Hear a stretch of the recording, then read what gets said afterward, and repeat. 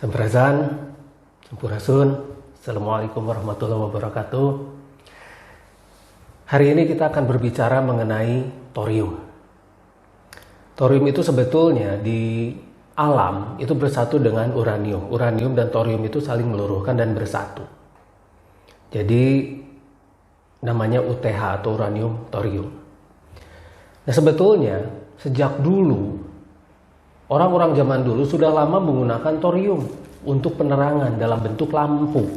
Namanya lampu Petromax. Orang-orang dulu pasti tahulah yang namanya lampu Petromax. Atau yang seumuran dengan saya itu pasti sudah tahu yang namanya lampu Petromax. Nah, kenapa lampu Petromax itu bisa mengeluarkan cahaya yang pijar dan sangat terang? Dan bahkan dulu itu sangat menjadi andalan orang-orang tua. Ya, termasuk saya juga sebetulnya sudah tua. Nah inilah kaos Petromax. Kenapa kaos Petromax itu bisa memijarkan cahaya menjadi putih dan terang? Alasannya karena kaos Petromax ini mengandung thorium. Nah, thorium itu juga mengandung radioaktif. Nah, ini contohnya. Ini adalah alat untuk mengukur kandungan radioaktif. Radioaktif itu dianggap aman kalau di bawah 0,5. Tapi untuk gamma yang bahaya. Nah, kalau untuk alfa dan beta, orang-orang zaman dulu menggunakan ini dan pegang-pegang ini sampai sekarang baik-baik saja tuh. Nah, ini akan naik terus. Ini contohnya. Ini naik terus. Nah, kalau misalnya kita biarkan seperti ini, dia akan terus beranjak naik sampai di atas 0,5. Sampai di atas 0,5. Itu dianggap oleh mereka tidak aman katanya. Tapi secara fakta, orang-orang tua yang menggunakan kaos-kaos Petromax ini dan menggunakan Petromax itu baik-baik saja. Umur mereka malah panjang-panjang. Ini sudah di atas 1, sekian. Ini nih, kalau misalnya kita fokus seperti ini. 1,17 dan sebagainya, 1,19, 1,21, dan ini terus naik. Nah, apakah ini bisa kita pergunakan untuk menjadi energi yang berbeda? Itu bisa. Energi seperti ini bisa kita pergunakan untuk secara seketika menjadi listrik. Ini, kalau misalnya kita masukkan ke dalam reaktor thorium ini adalah reaktor untuk membuat thorium berubah menjadi listrik. Reaktor ini kita rancang sendiri, kami rancang sendiri, ya lebih tepatnya saya rancang sendiri. Nah, di sini tidak ada listrik. Jadi di sini ini 0. Ini tidak ada listrik ya. Karena ini masih reaktor polosan. Tanpa ada proses apapun. Ini masih 0. Bisa dilihat, ini masih 0. Nah, nanti reaktor ini akan kita masuki ini. Kaos ini akan kita masukkan ke dalam reaktor ini. Kaos Petromax. Sedikit saja itu sudah bisa membuat listrik yang sangat lumayan lah. Besar. Kalau langsung itu sulit, jadi harus dipotong-potong dulu. Jadi kita akan masukkan kaos Petromax ini ke dalam reaktor thorium ini. Kita akan masukkan seperti ini.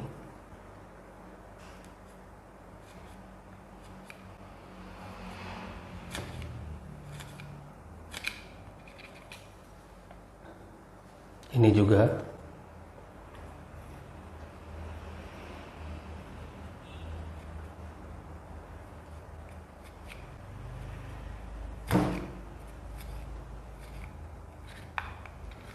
Ini juga kita masukkan.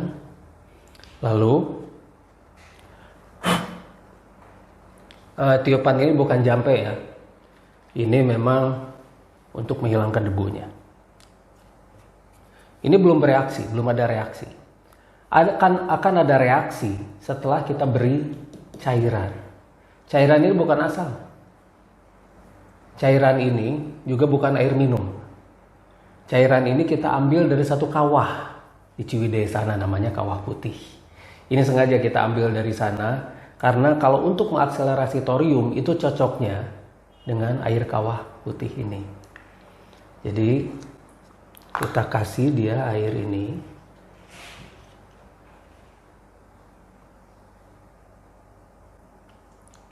Ups.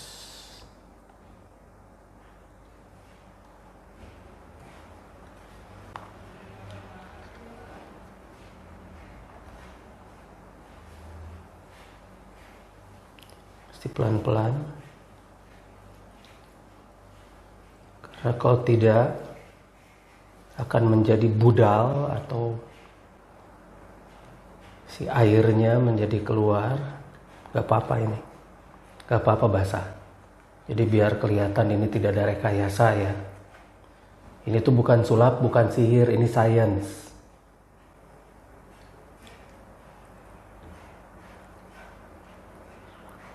Nah kita isi sampai penuh, sampai banyak.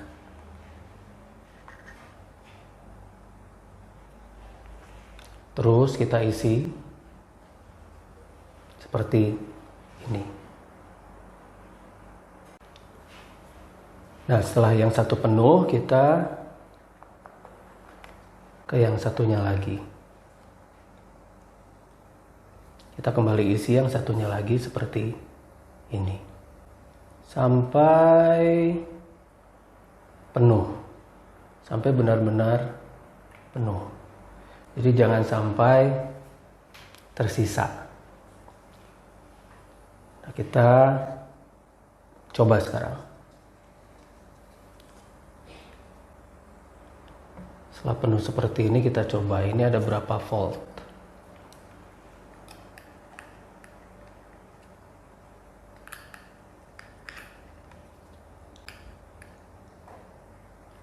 Ini sudah mulai bereaksi. Sudah ada sekitar 4,5 volt. Ini kabelnya menghalangi ya. Kabelnya menghalangi. Kita pakai ini. Kita balikan. Seperti ini.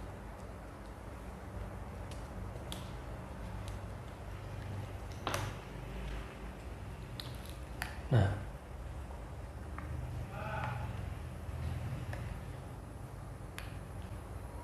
sudah ada 4,57 volt.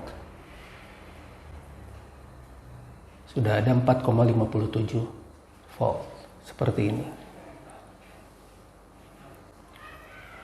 Jadi kita sudah punya listrik sekarang. Nah, tinggal listrik ini dicoba. Tinggal kita coba listrik ini, kekuatannya seterang apa, dan apakah sudah bisa dipergunakan di masyarakat. Kalau dulu yang namanya Petromax kan itu harus pakai minyak, itu dibakar. Jadi si kaosnya ini dibakar, dihembus oleh udara yang panas, lalu setelah itu baru menghasilkan cahaya. Nah kalau ini bukan hanya sekedar cahaya nanti kita pergunakan itu. Nanti kita akan pergunakan ke banyak keperluan-keperluan lain. Setelah ini kita akan gabungkan untuk menggerakkan turbin. Perhatikan. Perhatikan cahayanya begitu terang. Jadi sangat terang.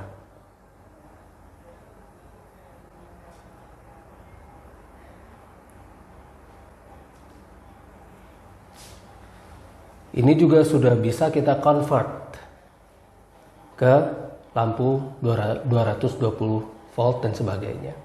Jadi sebetulnya untuk satu reaktor ini secara langsung itu sudah bisa sebetulnya menghidupkan lampu untuk satu rumah, untuk 5 itu sudah cukup. Karena ampernya cukup di sini tuh. Ampernya cukup. Kekuatan atau tenaganya itu sangat cukup. Ini sangat terang. Ini lampu, sebetulnya ini lampu 12 volt. Nah, ini akan menjadi jawaban untuk listrik di masa depan. Nanti ini akan kita gabungkan menjadi 4 reaktor untuk menggerakkan turbin reaktor thorium fusi dingin. Jadi, untuk masa depan, setiap rumah itu akan memiliki pembangkit listrik sendiri. Nah, kalau misal pembangkit listriknya itu masih terpusat, itu mudah sekali disabotase. Jadi kalau pusatnya itu diserang atau pusatnya itu dihancurkan, maka seluruh jaringan itu akan rusak. Nah, kalau misalnya tiap rumah itu punya listrik yang mandiri, itu tidak mudah diserang. Jadi negara ini akan sangat kuat ketika rakyat memiliki listrik yang mandiri, dan ini tidak panas, juga tidak, istilah Sundanya, nyetrum, tidak membuat orang kena strum, karena arus ini arus DC, tapi kekuatannya besar. Sebentar lagi kita akan coba gabungkan 4 reaktor ini pada suatu turbin, sehingga kita akan mampu membuat jaringan listrik mandiri yang sangat kuat.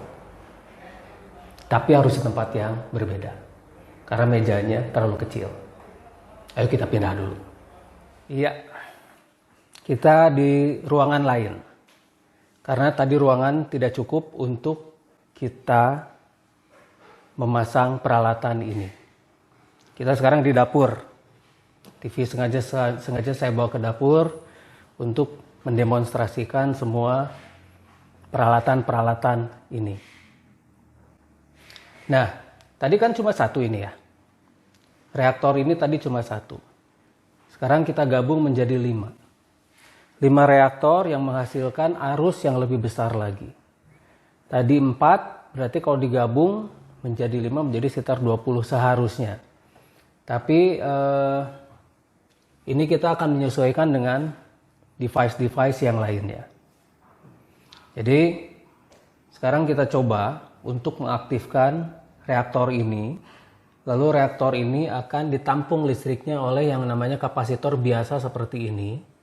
Nah, dari sini dia akan menggerakkan turbin. Ini turbin. Turbin ini menghasilkan listrik yang lebih besar lagi. Lalu dari turbin dia akan masuk ke dalam ini. Ini penampung juga. Hanya ini penampung ini buatan saya. Nah, di dalam penampung ini ada berbagai macam karbon yang sudah diolah, sehingga mampu menampung listrik secara lebih baik. Lalu dari sini, dari Voldran ini, kembali ke tracer. Ini charger. Charger untuk baterai. Nah, dari baterai nanti masuk ke inverter. Inverter sekitar 3000 watt lah. Ini tuh 3000 watt. Nah, dari inverter barulah listrik bisa dipakai. Nah, sekarang kita coba. Ini sudah nyambung. Ini sudah nyambung. Nah, tinggal ini disambungkan ke device yang ada di sini.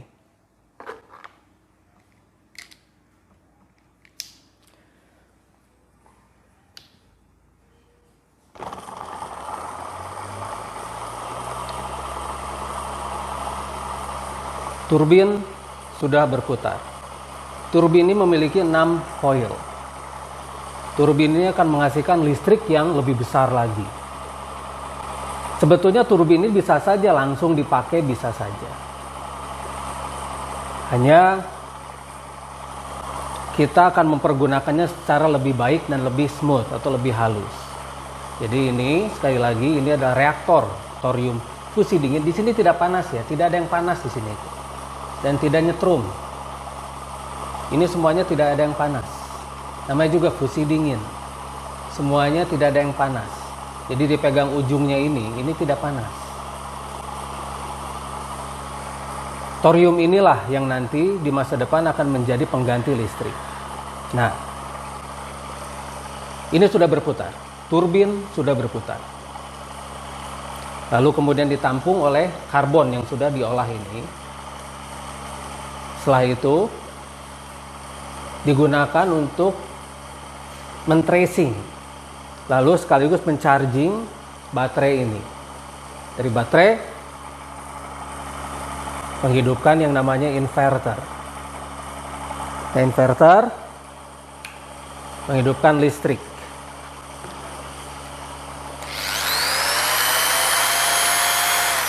Untuk rumah tangga, untuk alat-alat rumah tangga juga sudah bisa. Misalnya untuk menghidupkan kulkas, TV. Ini TV. Jadi TV ini sengaja saya bawa ke sini. Ini untuk mendemonstrasikan bahwa mesin ini sudah berfungsi dengan baik.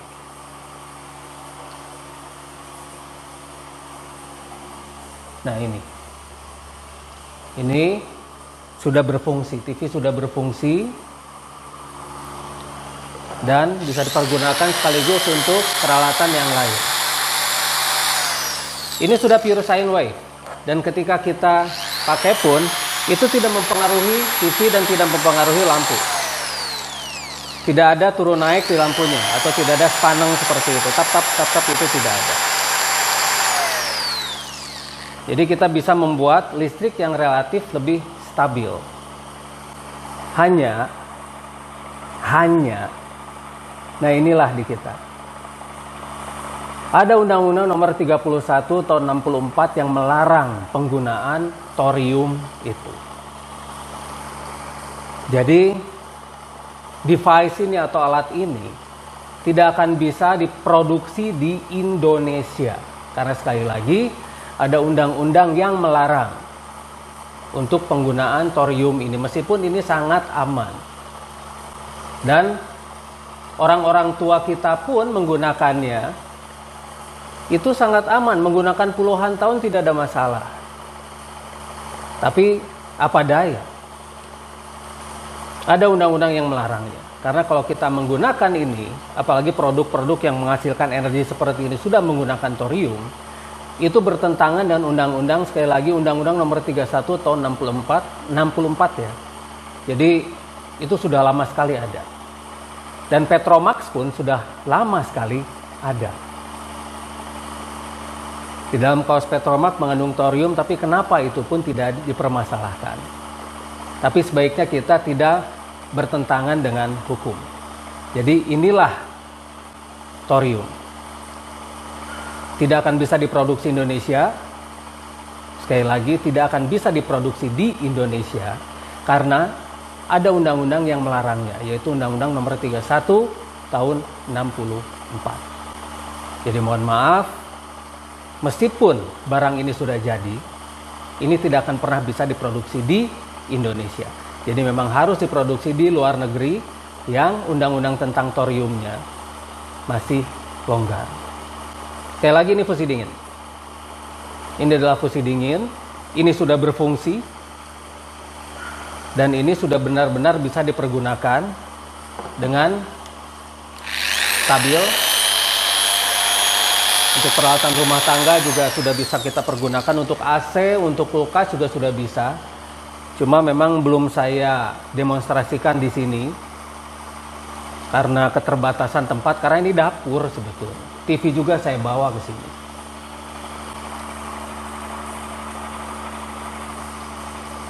Inilah teknologi masa depan.